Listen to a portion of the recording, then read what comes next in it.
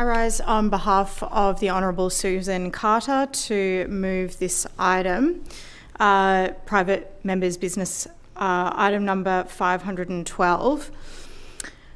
Agency is a word we don't hear often enough in this House. It is a fundamental Liberal principle. Agency means that having the benefit of being adults living in a society free of totalitarian control, we're able to decide our own actions, to choose the course which we believe to be the best, or which will have the best outcome. We enjoy personal agency because we live in a liberal democratic society where we can decide on our own course and correspondingly accept responsibility for our actions. The people of New South Wales invited those opposite to form government, an invitation which they accepted. And under our doctrine of responsible government, and because of their personal agency, they have the responsibility for making decisions for the benefit of our state, and they are accountable for those decisions. And some decisions they made in the budget process, Mr Deputy President, were wrong. The decision by this government to cut funding to the Made in New South Wales Fund and the Post-Digital and Visual Effects rebate was a bad decision. I'm sure I don't need to persuade the honourable members of this House of the importance of the arts. Since the time of the Medici, the well-being and lives of all citizens, governments have had a place as a sponsor of the arts, contributing to the well-being and lives of all citizens. Though we do not fund the arts on the simple calculus of dollars in profit and out. Nevertheless, any situation in which we can achieve a benefit to the economy of our state, as well as grow the arts industry in New South Wales and provide opportunities for New South Wales creatives, is clearly worth pursuing. It has been estimated that the Made in New South Wales Fund generated $21 in economic activity for every dollar invested.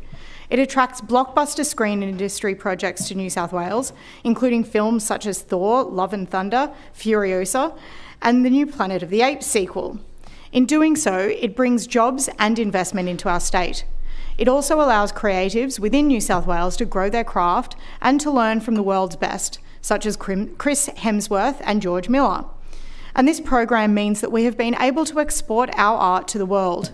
It is because of programs like this and the Post-Digital and Visual Effects Rebate, the PDVR, that New South Wales now has the biggest film industry in Australia. We are home to 47% of Australia's production companies and 49% of Australia's post-production facilities. In real terms, this is jobs and opportunities for our children. The screen industry is worth $3.5 billion to the New South Wales economy. The New South Wales screen industry has grown more in size and value than any other states in the last 6 years. And yet, this contributor to New South Wales' well-being, spiritually, educationally and economically, was targeted by this government in the recent budget. To make these cuts is a bad decision.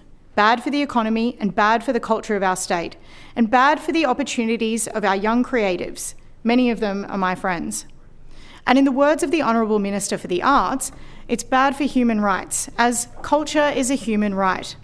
So, I would like to congratulate this government for responding to calls from the opposition and the industry to reverse these bad decisions and restore funding to these important programs. However, it is hard to congratulate a government which denies its own agency and refuses to take responsibility for its own decisions. When announcing the cuts, they attempted to argue that the decision was not theirs, that the cuts were forced on them by the decisions made by the previous government. To put it plainly, they denied that they had the power and the agency to make budget decisions, or that they were truly responsible for any of these cuts.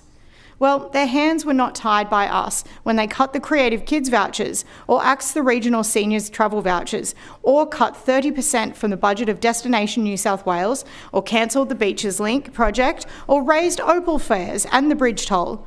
Were they not the authors of funding for the UFC?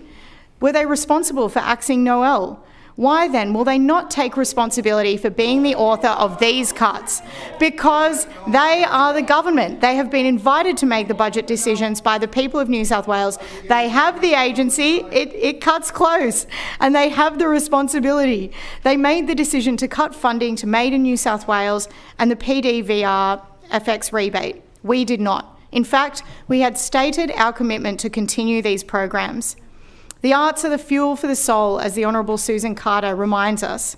However, these fuels for the soul will not be funded. I'm glad that the government has responded to feedback and reversed these cuts. I only hope that one day this government will take responsibility for their actions.